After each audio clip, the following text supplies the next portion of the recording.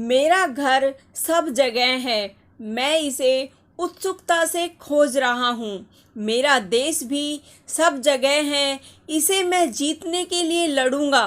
प्रत्येक घर में मेरा निकटतम संबंधी रहता है, मैं उसे हर स्थान पर तलाश करता हूँ। गुरुदेव रविंद्रनाथ टैगोर। शायद यह कोई तलाश ही थी कि वह अक्सर अपनी खिड़की से प्रकृति को घंटों तक एकटक निहारता रहता। उसे प्रकृति स्वयं से बात करती हुई प्रतीत होती, लगता जैसे खुला नीला आकाश, चहचहाते पक्षी, हरियाली, शीतल पवन और प्रकृति की हर वस्तु उसे अपने पास बुला रही है। वह कल्पना की मोहक दुनिया में खो जाता। यह दुनिया उसे बहुत ही सुंदर और मनोहारी लगती। यह उसका प्रकृति के प्रति आकर्षण और कल्पनाशीलता ही थी कि मात्र 8 वर्ष की आयु में ही वह कविता रचने लगा। उस समय किसी ने सोचा भी नहीं था कि बड़ा होकर यह बालक महान साहित्यकार, चित्रकार और विचारक रविंद्रनाथ टैगोर के नाम से विश्वविख्यात होगा।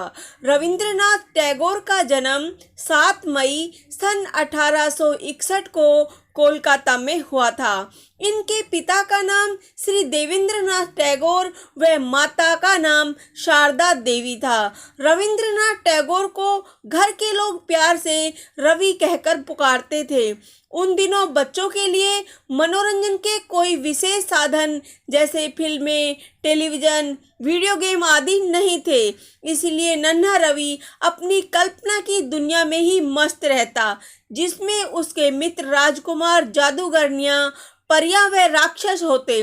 प्रकृति से रवि को इतना प्रेम था कि सुबह उठते ही वह बगीचे की ओर भागता और ओस से गीली हरी घास का स्पर्श करता। बगीचे में पत्तों पर पड़ती सूर्य की पहली किरण और ताज़ा खिले फूलों की महक उसका मन मोह लेती। सन 1868 को रवि को विद्यालय में प्रवेश दिलाया गया, पर उसे वहाँ का परिवेश अच्छा नहीं। विद्यालय उसे कारागार की तरह लगता, क्योंकि वहाँ घर की तरह खिड़की से बाहर नहीं देख सकते थे और पाठ उबाऊ होते। पाठ तैयार न करके आने की सजा थी सिर पर ढेर सारी स्लेटें रखकर बेंच पर खड़ा होना या डंडे की मार सहना। नतीजा, बालक रवि उस विद्यालय में नहीं टिक पाया। उन्हें दूसरे स्कूल में एडमिशन दिलाया गया और रवि के बड़े भाई हेमेंद्र ने रवि को पढ़ाने की जिम्मेदारी खुद ले ली। उन्होंने कुश्ती, चित्रकारी, व्यायाम और विज्ञान में विशेष रुचि लेना स्टार्ट कर दिया। कविता और संगीत, ये दोनों ही गुण रविंद्रनाथ टैगोर में पहले से ही मौजूद थे। रविंद्रनाथ टैगोर ने बड़े होकर लिखा, मुझे ऐसा कोई समय याद नहीं जब मैं गा नहीं सका। रविंद्र के माता पिता ने जब देखा कि रविंद्र छोटी उम्र में ही कविता रचने लगा है तो वे बहुत खुश हुए। 17 वर्ष की उम्र में रविंद्र को उच्च शिक्षा प्राप्त करने के लिए उनके परिवार ने इंग्लैंड भेज दिया। वे वहां से चित्रकारी और लेखन में और अधिक निपुण होकर भारत लौटे। फिर सन 1883 में रविंद्रनाथ टैगोर का विवाह मृणालिनी देवी से हुआ। रविंद्रनाथ के पिताजी ने उनसे कहा, रवि, मैं सोचता हूँ कि अब तुम अपनी जमींदारी संभालने योग्य हो गए हो, तो तुम्हारा क्या विचार है। रविंद्रनाथ टैगोर यह सुनकर बहुत खुश हो गए, क्योंकि वे हमेशा ही प्रकृति के बीच रहना पसंद करते थे। इसलिए वे अपने गांव चले गए। यह उनके लाइफ का पहला अवसर था जब वे ग्रामीण जनता के इतना अधिक निकट आए। उन्होंने अनुभव किया कि भारत की प्रगति के लिए देहातों का विकास किया जाना आवश्यक है। उन्होंने महसूस किया कि ग्रामीण जनता की समस्याओं को हल करने के लिए उनकी समस्याओं की पूरी जानकारी होना और निरंतर प्रयास किया जाना आवश्यक है। रविंद्रनाथ टैगोर अपने काश्तकारों से इतना प्रेम करते थे कि वे कहा करते थे, हमने पैगंबर को तो नहीं देखा, लेकिन अपने बाबू मोशाय को देखा है। रविंद्रनाथ टैगोर ने जब देखा कि गरीब और अशिक्षित किसान अंधविश्वासों में जकड़े हुए हैं, तो उन्होंने उनके लिए एक स्कूल खोलने का निश्चय किया। रविंद्रनाथ ने पत्नी से पूछा, हमारे पास शांति निकेतन वेस्ट बंगाल में बोलपुर के निकट में कुछ भूमि है, वहां पर स्कूल खोलने के संबंध में तुम्हारे क्या विचार हैं?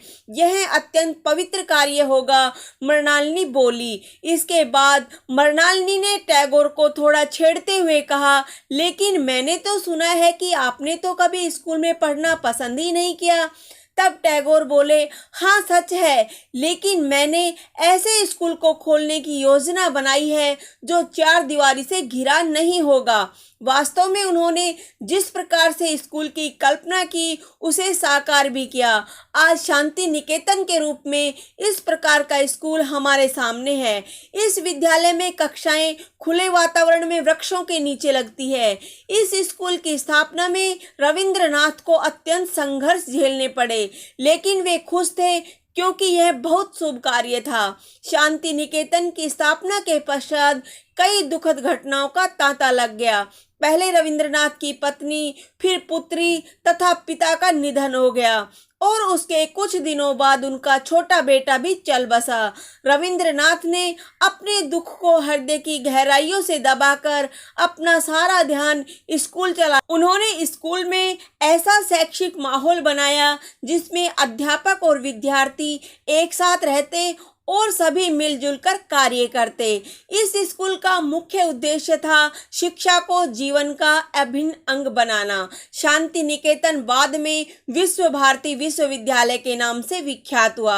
28 दिसंबर 1921 को विश्व भारती विश्वविद्यालय देश को समर्पित करते हुए रविंद्रनाथ टैगोर ने कहा, यह एक ऐसा स्थान है जहां संपूर्ण विश्व एक ही घोंसले में घर बनाता है। रविंद्रनाथ टैगोर इतने से संतुष्ट नहीं थे और उन्होंने भारत की समृद्धि के लिए आपसी भाईचारे व शांति को आवश्यक बताया। उन्होंने गांव की उन्नति के लिए खेती बाड़ी व पशुपालन के उन्नत तरीकों को अपनाने व दस्तकारी के विकास पर बल दिया। रविंद्रनाथ टैगोर की रचनात्मक प्रतिभा बहुमुखी थी। उनके चिंतन, विचारों, स्वप्नों व आकांक्षाओं की अभिव्यक्ति उनकी कविताओं, कहानियों, उपन्यास, नाटकों, गीतों और चित्रों में होती है। उनके गीतों में से एक आमार सोनार बांग्ला बांग्लादेश का राष्ट्रीय गीत है और उन्हीं का गीत जनगण मन अधिनायक जय हे हमारा राष्ट्रीय गान है। रविंद्रनाथ टैगोर के गीतों को रविंद्र संगीत के नाम से जाना जाता है। इन गीतों का भारतीय संगीत में विशिष्ट स्थान है। राष्ट्रपिता महात्मा गांधी रविंद्रनाथ टैगोर के व्यक्तित्व से राष्ट्रपिता महात्मा गांधी रविंद्रनाथ टैगोर के व्यक्तित्व से अत्यंत प्रभावित थे। रविंद्रनाथ टैगोर ने गांधी को महात्मा कहा और गांधी ने रविंद्रनाथ टैगोर को गुरुदेव की उपाधि दी। रविंद्रनाथ टैगोर को उनकी काव्य कृति गीतांजलि के लिए सन 1913 में साहित्य का नोबेल पुरस्कार मिला। यह सम्मान प्राप्त करने वाले वह प्रथम एशियाई व्यक्ति थे।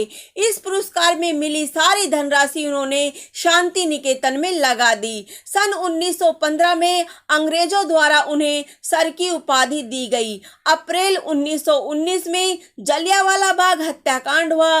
इस बर्बर हत्याकांड के विरोध में रविंद्रनाथ टैगोर ने अंग्रेज सरकार द्वारा प्रदान की गई सर की उपाधि का त्याग कर दिया। रविंद्रनाथ टैगोर मातृभाषा के प्रबल पक्षधर थे। उनका कहना था कि जिस प्रकार माँ के दूध पर पलने वाला बच्चा अधिक स्वस्थ और बलवान होता है, वैसे ही मातृभाषा पढ़ने से मन और मस्तिष्क अधिक मजबूत बनते हैं। समाज को अपने देश की महान विरासत की याद दिलाने के लिए रविंद्रनाथ टैगोर ने भारतीय इतिहास की कीर्ति में घटनाओं तथा प्रसिद्ध भारतीय व्यक्तियों के बारे में कविताएं तथा कहानियां लिखी। इनमें से अनेक कविताएं, कथाओं, कहानी प्रकाशित हुई। 7 अगस्त सन 1941 को रविंद्रनाथ टैगोर ने अंतिम सांस ली। उन्होंने समृद्ध व उत्कृष्ट जीवन जिया। उनके द्वारा लिखे अंतिम शब्द थे, अपने भीतरी प्रकाश से ओतप्रोत। जब वह सत्य खोज लेता है, कोई उसे वंचित नहीं कर सकता। वह उसे अपने साथ ले जाता है, अपने निधि कोष में, अपने अंतिम पुरस्कार के रूप में। रविंद्रनाथ टैगोर को सत सत नमन। जय हिंद।